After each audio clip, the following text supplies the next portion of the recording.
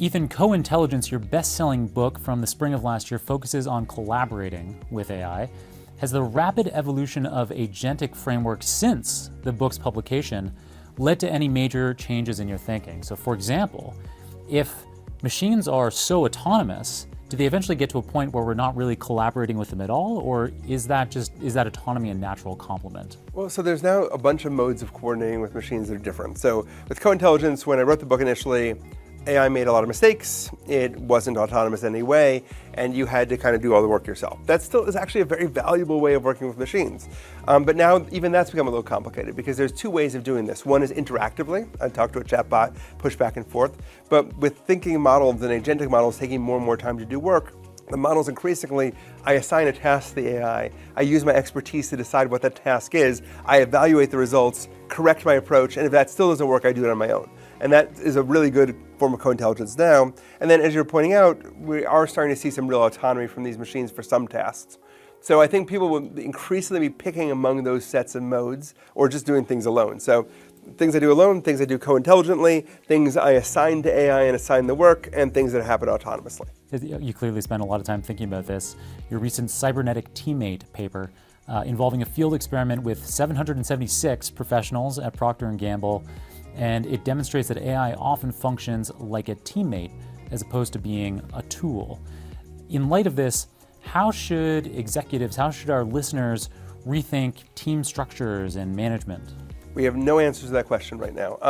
I think that this is, so part of what worries me a little bit about the state of AI is the capabilities of the systems are quite high and people are not really using them. And everyone wants someone else to answer the question for them. I think that companies that start to experiment are going to be in the best possible shape. So we're already seeing some versions of breaking down traditional barriers, like let's pull senior IT people out of the IT department and have them sit next to a subject matter expert and vibe code applications together. It starts to really change how things operate. You've argued against consultant-led, external consultant-led AI implementations, as well as other popular enterprise AI approaches like retrieval augmented generation, RAG. Given your contrarian stance, you might have unique ideas about where the best opportunities lie for AI in enterprises today. So first, my qualifier. I actually think there are rooms for consultants and room for RAG. Consultants especially can help organizations make the change they want to make, map processes, things like that. But I think that the change does have to come from within to some extent.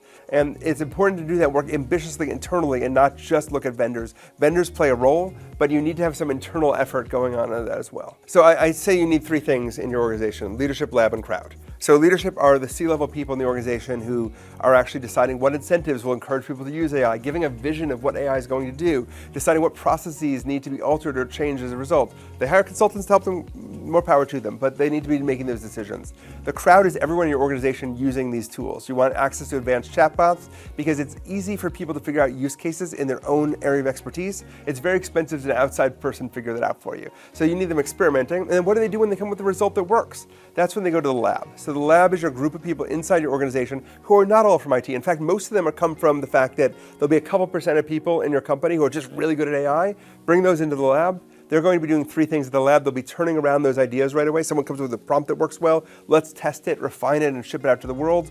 They will be thinking about, about benchmarking, and they'll be thinking about whether you buy or build advanced products. Then there's core functions of your business, CRM, other sets of stuff where you might want to use AI capabilities from vendors to do that, but I would ask my vendors to be much more transparent than they've been in the past, because your vendors generally don't have their own AI models. They are absolutely using someone else's models. What models are they using? What prompts are they using? Prompts, if you don't have an ability to audit them, can be easily manipulated in a way that makes results seem good that aren't. So you need a lot more transparency in the buy decision than you used to have.